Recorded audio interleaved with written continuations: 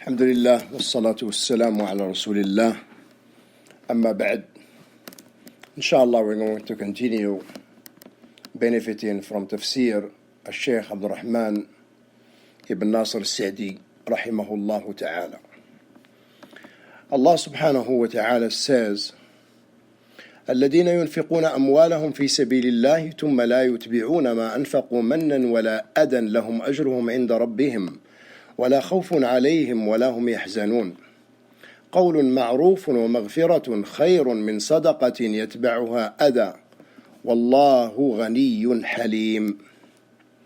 Those who spend their wealth in the cause of Allah and do not follow their spending with reminders of their generosity or injury will have the reward with their Lord. On them will be no fear, nor will they grieve.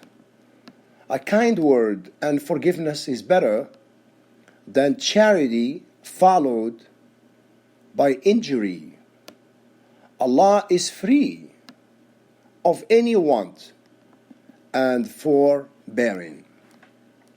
The Shaykh said this is in reference to those who spend their wealth on deeds for Allah's obedience and in His cause, and abstain from committing any actions that may blemish or destroy the goodness of their deeds. This means that they do not show or keep an insulting behavior towards those whom they have spent upon. This can be in the form of demanding from them something in return for their kindness, repeatedly reminding them of the kindness shown to them, or humiliating them with words or actions. These spenders will receive the reward that will be fully matching and befitting of their goodness. They will neither have any fear nor grief. They will receive all that is good, and every evil shall be removed from them, because they had committed righteousness to Allah's pleasure that was devoid of any self-destructive effect. A kind word which the heart recognizes and is not displeased with, and is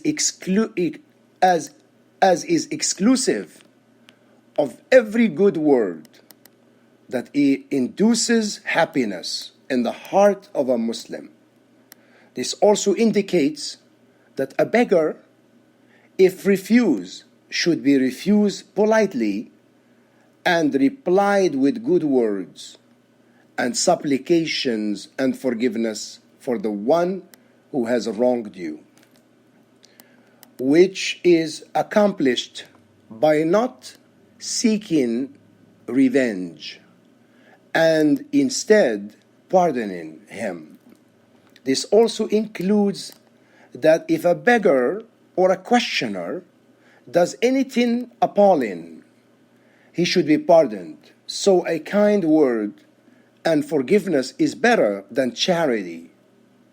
And uttering kind words is a verbal benefaction, while forgiveness is benefaction with the avoidance of holding the person accountable for a mistake.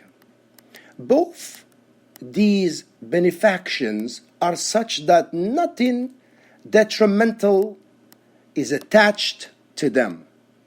So they are far better and superior than a benefaction through charity, which is accomplished with injury, which is accompanied with injury through reminder and humiliation, or anything similar towards the receiver of that benefaction. This verse also proves that charity which is not accompanied by any attempt of causing injury to the receiver is better than a kind word and forgiveness. Reminding and humiliating the receiver after giving him charity is impermissible and causes the destruction of the goodness of that deed. Since ihsan, benefaction, is in fact an attribute of Allah, so it is not befitting for someone to boast or brag about any ihsan he does to anyone, since in reality that ihsan is from Allah. Additionally, bragging about an ihsan or insulting the receiver is tantamount to slavery or submission. Submission and worship is only for Allah, because only He is truly self-sufficient. He is independent of all creation, while the entire creation is dependent on Him for all of their needs and matters. Hence, your spending in His cause, giving charity, and committing good deeds is in fact for your own benefit, as you yourself will reap their reward. Allah is free of any want. He does not need anyone or anything, and He is also forbearing.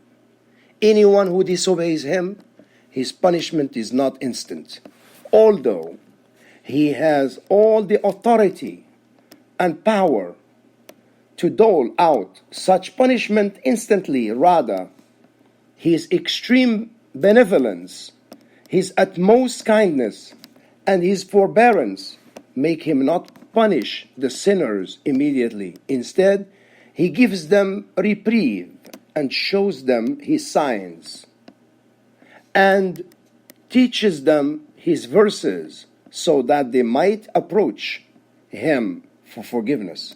However, when it becomes obvious that there has not remained even a semblance of goodness in such a culprit, and no amount of reprieve or concession can change them, then Allah subhanahu wa ta'ala sends His wrath on them and deprives them of all the blessings.